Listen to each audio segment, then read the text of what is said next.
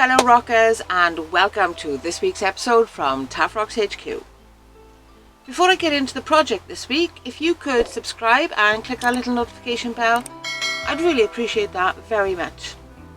This week is even more different again.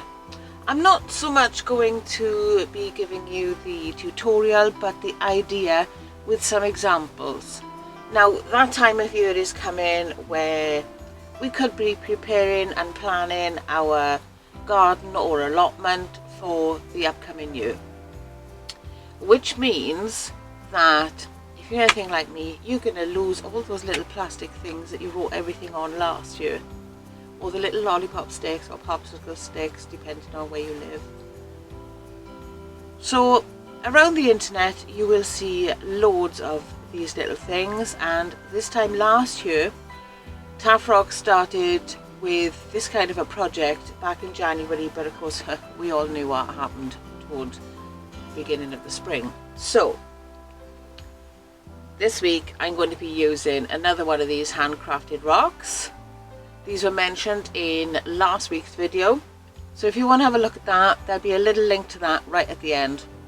Right then, so let's get on and have a look at this project. Like I said, I'm only giving you some examples. You're probably going to have a list of what fruits, veggies or flowers that you're going to be growing this year. So I've just picked what's relevant to me, and I've only picked two just to give you an example. Of course, you can have a look at what you want, and if you're doing this with your kids or even doing it by yourself, you've got two choices here. One is the way that I've done them, which is from memory.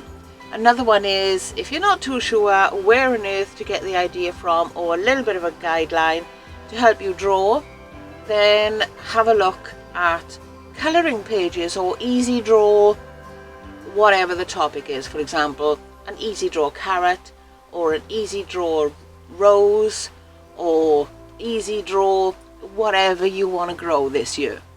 For these ones, I've personalised them with the name of the item. Now, if you're not too sure about text, I have a midweek short which I will link to in the description box below for you to have an idea on how you can do your text. Also, as you saw from the thumbnail, I've put little faces on mine. So what I'm going to do is, which side shall I go? I'll go over here. When you see this sign, then you can stop right there. If you want to carry on and do some faces, brilliant, fantastic. So come with me, and I'm just going to show you two examples and absolutely leave the rest up to you.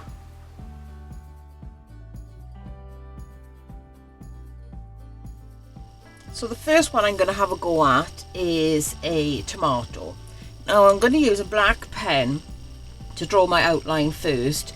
Some of you might be able to see that there's already an outline in pencil on here, but every time I use a black pen, you guys can just use a pencil. Sometimes this causes me more difficulties because I have to try and hide the black pen sometimes, but if I don't use black pen, you guys won't get to see what I'm doing.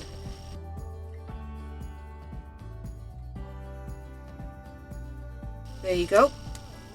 That was a nice simple one. Now what I'm going to do is, because I really didn't want to be doing extra undercoats on the red for my tomato, I'm going to make life a lot more difficult for me and paint around it and then paint on the inside. So I'm just going to get right on and do that. Let me get some paints to put in my tray and I'll be right back with you. So my colours of choice for today are yellow and red. Red obviously for the tomato, yellow for the background, and then of course I'm going to come in and I'm going to put a bit of green on you. So I'm just going to get on and paint this. At this stage, if I go inside the tomato with my yellow, I'm not going to worry too much because I'm painting the lighter colour first, and the red for the tomato will cover any errors that I've made.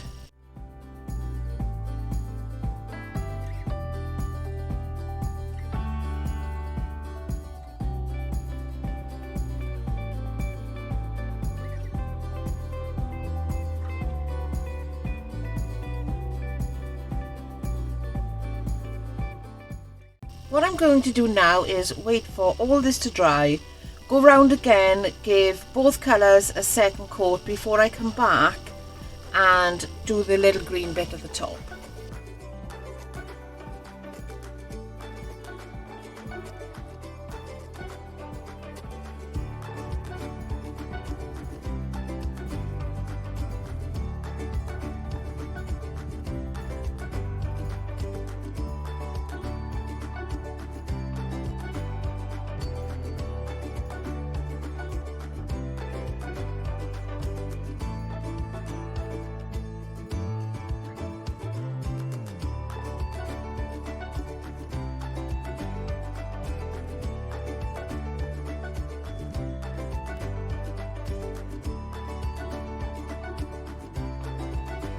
This little guy is going to be a garlic. Never drawn a garlic before, but hey, here goes. So he's got a big bulb body and it's quite flat on the bottom. And then he's got these little segments.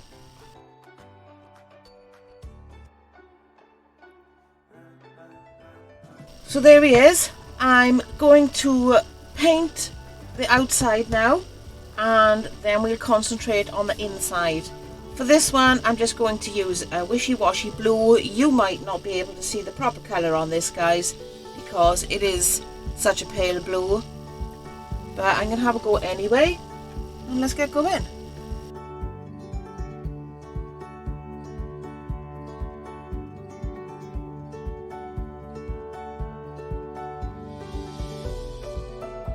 That's it so far. Now for some green bits.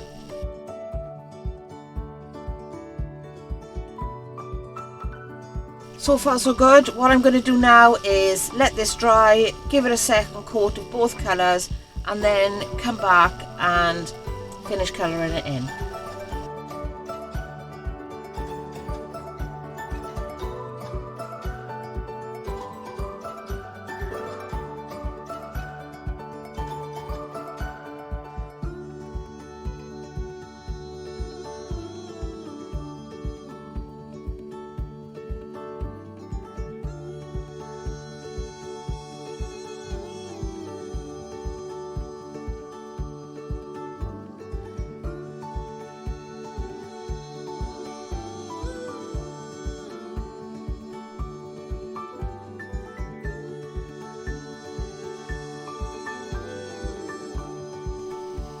So I'm guessing it's about now that you can stop, but I'm not going to. Absolutely not. I'm going to do something else. I'm going to use a dotting tool and wait for that to dry.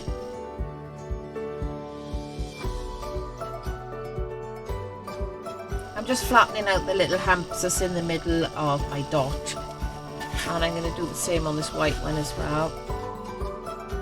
Because once they dry, I'm going to come back and I'm going to put little black dots in there. Until then, let's have a look if this will work. Now you might have seen me struggling quite a few times with pens. It doesn't matter which brand of pen that you use. If you don't make sure that your paint underneath is completely dry, they're going to clog up, which is what's happening to me. So what I do is clean off the mess and start again. I'm going to do the same here. Now, should I do a brown mouth? Do you know? Yes. I'm going to do a brown mouth. Let me make sure it's nice and clean. Okay, and here we go. Oh, it doesn't look like much right now, simply because he has no eyeballs.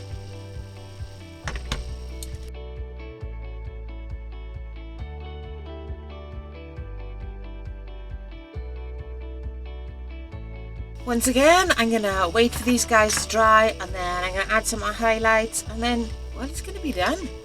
Okay, time to get some highlights on these, on their eyes. I'm going to use a really tiny dotting tool. I'll put 2 little dots at the top, but to one side of each of the allotments.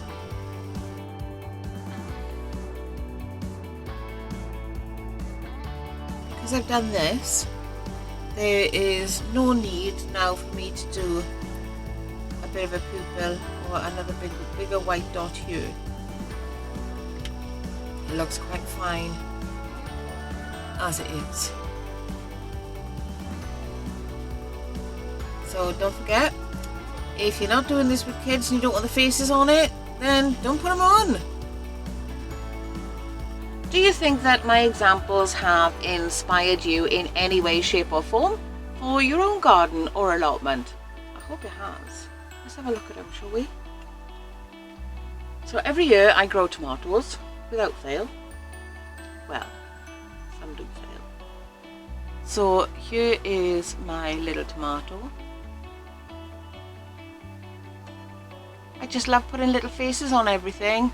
I can't help it. And here's my garlic.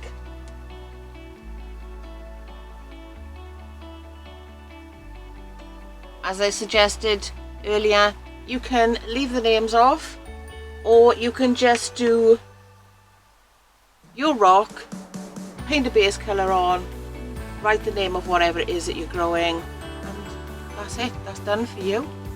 I just thought it would be a little bit more fun to have some little bits with faces on.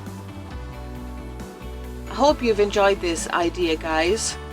If you have enjoyed it, please don't forget to like and share it with your friends. Before you leave today, if you haven't already, please don't forget to subscribe. That would be amazing. And if you'd like to help me out to create more content, I've got some links in the description box below for Ko-fi, Patreon, and you can also choose a gift from the Amazon wish list. I'd appreciate that very much. Until next time, guys, keep on rocking, keep on creating, keep on being amazing. Ciao for now.